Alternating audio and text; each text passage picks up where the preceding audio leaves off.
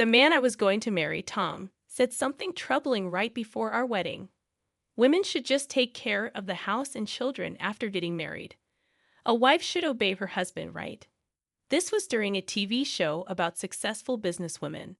I decided to marry him, but I kept a secret plan. Tom kept telling me, "Make sure you listen to what I say. The man of the house is me. Don't talk back." His old-fashioned ideas about men being in charge became more obvious. He said all the housework, childcare, and even taking care of others were my jobs. He wouldn't accept anything less than my best. When I asked what would happen if I failed, he laughed and said divorce. Then he mentioned I'd owe him $660,000. I asked how I could pay that. He said, I have no choice but to obey him. Tom was in for a surprise. Before we got married, I kept a big secret from him. I owned 3 buildings. So when he talked about $60,000 like it was a lot, I told him I could easily give him $6 million if needed. He didn't believe me. When we eventually divorced, I decided to pay him that $6 million. Tom's attitude changed completely. He begged for forgiveness. My name is Julie, and I turned 34 this year. My husband, Tom, is 10 years older than me. Because I lost my father when I was young, maybe I saw a bit of my late father in Tom. We met through a friend. Julie, you like older guys, right? My friend asked. There's someone at my workplace who might be your type. Want to meet? Sure, I'll give it a try, I said. That's how I met Tom. He was 10 years older but looked young, and we got along well. Thanks for coming to see an old guy like me today. I enjoyed our conversation.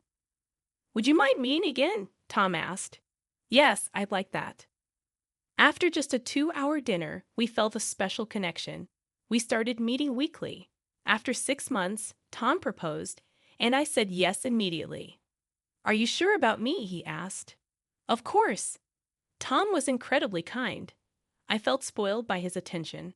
As time passed, I started thinking about marriage. Then my mother called. She needed to talk to me about something. Julie, my father used to run a construction company before he passed away. It was a big business, but after he died, it went to my uncle, who was the vice president. My mother inherited my father's real estate properties and asked if I could take over managing them. She looked exhausted, and it was hard to say no. You're the only one I can rely on, Julie, she said. But what do I need to do? I don't really understand. It's okay. I'll teach you step by step, I assured her. I agreed to help because it was my mother's request. As I officially took over the real estate, Tom proposed to me. I was thrilled and accepted immediately. But things changed after we got engaged. One day, while watching TV at my house, Tom made a troubling remark. Women should just stay at home after getting married and take care of the house and children. A wife should obey her husband, right? Yeah, I guess, I muttered, caught off guard. The TV was showing successful businesswomen, highlighting how married women contribute to society. But I'm working right now, aren't I? Oh, I forgot to mention, but you'll quit your job, right? Tom said casually. What? That's obvious, he added. I was confused because he had never shown such an attitude before. Then Tom made another comment that shocked me. I hate women who have unnecessary assets like that woman on TV. Why? I asked. After getting married, it's normal to support your husband, right? He replied. His words made my heart race. Tom then mentioned meeting my parents, leaving the decision to me. After Tom left, I called my mother immediately. Tom and I are planning to visit you soon, I told her. We'll be expecting you. My mother said about the inheritance I recently received. If you want to keep it a secret from Tom, that's okay. I was scared to think about what would happen if Tom found out. I felt trapped because I had already accepted his proposal. Apart from this issue, I thought Tom would be the ideal husband. As time passed, Tom's views about women became more extreme. Make sure you listen to what I say, he told me on the first day of our marriage. His old-fashioned ideas about male superiority got stronger. I'm the man of this house. Don't talk back, he said. By this point, I had quit my job and become a full-time housewife. I wasn't planning to talk back anyway. Good, Tom said. From that day on, I became more cautious around Tom, always following his lead. However, something joyful happened in the midst of this life. 4 months into our marriage, I discovered I was pregnant. You're pregnant. Well done, Tom exclaimed. Thank you. Now I'm going to be a father, I said. Tom was very happy, and seeing him like that made me smile too. During my pregnancy, he took care of me, and I thought this wouldn't change after giving birth. But then things shifted. Now that our baby's born, make sure you do all the housework and childcare, Tom said. What? Aren't you going to help? I asked. I work. Everything inside the house is your job. Okay. I was speechless at how much Tom had changed. With a newborn baby, I couldn't argue much. We named our baby girl Lily. True to his word, Tom barely participated in childcare. The only time he got involved was when friends visited, and that was just for appearances. Have you been neglecting the housework lately? Tom asked sharply. No, I'm doing everything, I replied. Tom stood up from the sofa, walked to the window, and ran his finger along the window frame. How is this being done properly? He said, noticing a slight dust on his finger. I almost wanted to retort, feeling like he was a nagging in-law. I never thought you'd be a woman who couldn't even do this properly, he continued. Lower your voice, please. Lily will wake up, I whispered. Don't talk back to me, Tom said, raising his arm threateningly. Just then, Lily started crying, and he stormed off to the bedroom. I picked up Lily and spoke to her gently. Did you help me? Thank you, I said, and she soon stopped crying. This moment made me decide to protect Lily no matter what. Tom and I talked less, but one day he came home smiling. I tentatively asked, something good happened. Yeah, kind of. My mom's health is improving, he said. His mother had always been frail and often hospitalized. I thought it was just another update about her, but it was more serious than I expected. Mom's coming back home, but I'm still worried about her, Tom said. That makes sense. Hey, don't talk like it's someone else's problem. You're going to take care of her, he continued. Take care of her? You mean you want me to look after your mother? I asked. You catch on fast, he laughed. At least once a week, go check on her. I've already told her. This is so sudden. You're not planning to abandon her, are you? I asked. Of course not, he replied. I had no choice but to agree, since the message was already conveyed to my mother-in-law. The next Saturday, I went to her house with Lily. When we arrived, my mother-in-law greeted us with a smile. Welcome, Julie. Sorry to make you come all this way, she said. No problem. How are you feeling? I asked. Thanks to you, I'm doing well, she replied. That's good to hear. I brought Lily today, I said. Although I was upset about Tom's unilateral decision, I didn't dislike my mother-in-law. Time with her became a precious respite for me, and it seemed to be the same for her. Our bond deepened after I started visiting her regularly. One day, she suddenly apologized. I'm sorry, Julie. Why the sudden apology? I asked, surprised. It's about Tom. If you're unhappy, you can leave him, she said. What? I never expected such words from her. Though I never complained about Tom. Perhaps she sensed something from my expressions. I can tell, even though you don't say anything. I see my younger self in you, she continued. My father-in-law had passed away from an illness about a year before I got married. I had never met him and knew little about him, just fake stories from Tom. You had a hard time too, didn't you? Back then, it was even worse, she replied, smiling but with a hint of regret. So what's it really like with Tom? Well, I hesitated. That reaction means it's pretty bad, huh? She sighed. Don't hold back, it's just us here. So I told her everything. She listened without interrupting. I had no idea it was this bad. What should I do? It was like a life consultation, she said. Like I said before, don't suffer in silence. I don't want to see you in pain. Thank you, I said. That conversation made me seriously consider divorce. You can always talk to me, and of course, I won't tell Tom, she assured me. Most people would naturally take their son's side, but she was different. Perhaps she sympathized with me because we shared similar experiences. It felt good to have her support. When I got home, Tom was drinking. "Hey, you're back. I'm out of booze. Go buy some." "I need to put Lily to bed first," I said, heading to the nursery. "Your husband comes first," he yelled. Turning around, I saw him throw the beer can he was holding. I didn't have time to dodge. Fearing the can might hit Lily, I instinctively shielded her. The can hit my back, but fortunately, I wasn't seriously injured. "What if you hit Lily?" I demanded. "What? It's your fault for being there. I just threw it.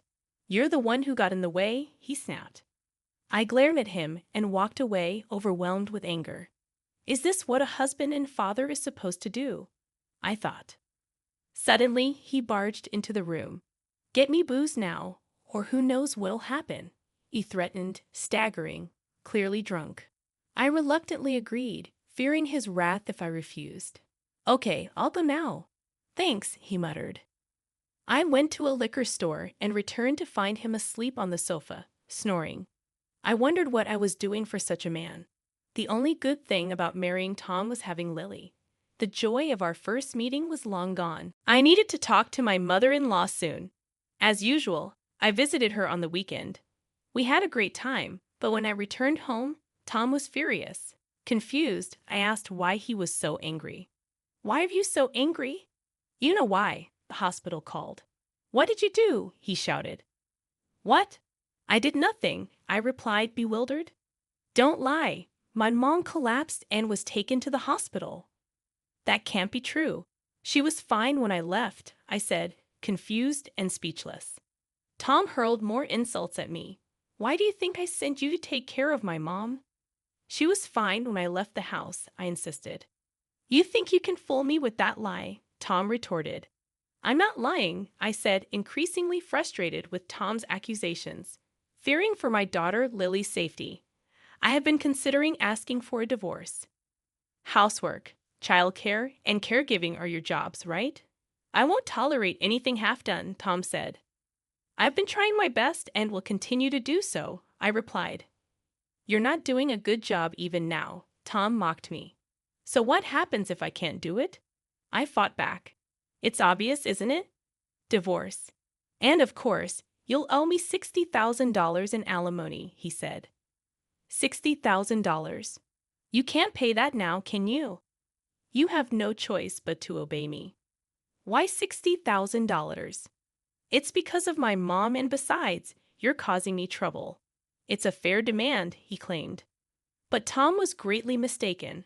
I was not without money. In fact, I had assets hundreds of times greater than his. Before getting married, I had hidden the fact that I owned 3 buildings. I thought there was no need to hold back any longer. Don't talk about meager amounts like $60,000. "I could give you $6 million, I said. "What kind of joke is that? You can't pay that much." "Are you crazy?" he asked. "You'll see if we get divorced," I said firmly. "Are you serious? You'll be the one in trouble if you divorce me." "We'll see about that," I said. The next day, I took Lily and left the house without saying anything to Tom, who didn't try to stop us. I went straight to the hospital where my mother-in-law had been taken. "Are you okay?" I asked. "Julie, you're here. Tom told you I was in the hospital, didn't he?" she asked. "Yes, he did. Tom exaggerates too much. I've never been strong to begin with," she laughed it off. I felt a bit guilty for feeling relieved. "I came today for another reason." "You've made up your mind, haven't you?" she asked, as if she already knew. "Yes, I decided yesterday I couldn't bear it anymore and left this morning." "I think that's good. You look more lively now." "Really?" I asked, surprised by her support. I felt I could share my long-hidden secret with her. "I fully support you, Julie. I've made up my mind as well." I was nervous about her reaction. Taking a deep breath, I told her, "Actually, I've been hiding something from Tom." "Hiding something?" "Tom always thought I had no money because I didn't work. But that's not true." "What do you mean?" "I inherited real estate from my mother. I'm the owner of 3 buildings. I braced myself for criticism, but her reaction was unexpectedly positive. Wow, that's amazing. No need to hide that. But with Tom. Oh, I see. Tom's views on male superiority were extreme, weren't they? Yes, I realized it might be a problem. But by then, I had already accepted the proposal, I explained. It's hard to say no in that situation. But you're going to tell Tom, right? Yes. I know it's weird to say this in front of you, but no need to be reserved now. Just do what you feel is right. Her words cleared any doubts I had. I planned to reveal everything after the divorce to make him regret it. That's great. I'd love to see his face then. After talking it all out with my mother-in-law, I went back to my parents' house. My mom accepted everything without question. I left Lily with her and started preparing for the divorce. 2 weeks later, the divorce was finalized smoothly. Tom didn't say much then. 3 days later, he confronted me. What did you do? He demanded. What do you mean? My account. There's an insane amount of money in it. Oh, that. It's the alimony I promised you. But $6 million is unbelievable. I had actually transferred $6 million to him. To me, $6 million wasn't a significant amount. I owned luxury condominiums worth millions each unit. Don't worry, it's all my money. That's crazy. If you can't believe it, come to this address. You'll see for yourself, I said, giving him an address before ending the call. About 30 minutes later, I saw him approaching. It was unmistakably Tom. I've been waiting for you. What's at this place? He asked, looking around. Just look around. He looked around. We were standing in a plaza surrounded by 3 buildings. Just a bunch of condominiums. Yes, these luxury condominiums. They're mine. So, what? You live here? No, I own these condominiums. Owner? He still didn't seem to grasp the situation. I've been quiet about it, but I inherited them from my mom. So yes, I own these apartments. You, owner of luxury condominiums? He looked shocked. That's the truth, believe it or not. Since when? Just before you proposed. You hid this all along? Why didn't you tell me? You might not remember, but you were always saying things like a wife should obey her husband and women shouldn't have money. For that reason, I decided not to tell you. That's a big deal for me. He looked frustrated, but arguing seemed pointless, so I decided to end the conversation. Well, it doesn't matter now. We're divorced. It's none of your business anymore. It does matter. You deceived me, so you owe me. I already gave you $6 million. That's not enough. Give me more. There's no way I'm giving you more. Oh, and you should take care of your mom, right? I know that without you telling me. Good, then we have nothing more to talk about. As I was about to leave, Tom called out to me. Wait, just hear me out. Is there more? I really want to go home. It'll be quick. Then make it quick, please. Do you have any intention of starting over with me? No, I answered immediately. Tom's prideful nature meant he could only speak in a condescending tone. If you wanted to start over with me, you'd need to change your attitude first, though that's probably impossible. Tom seemed to be thinking deeply, looking down and then looking up. He said something completely different. Please, let's forget the past. Lily needs a father, doesn't she?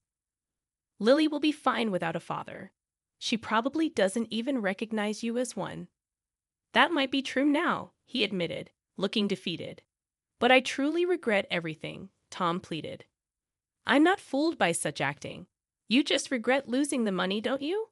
No, it's not like that. I mean it. Tom begged me, but I was tired of it all. I have no expectations from you anymore. Goodbye. I left, laughing. Looking back, Tom hadn't moved. Such a foolish man. He will probably live his life filled with regret. Later, I called my mother-in-law. Hello, Julie. What's up? I actually paid Tom, but I have a favor to ask. I understand. Leave it to me. By then, my mother-in-law had been discharged, and was back at home.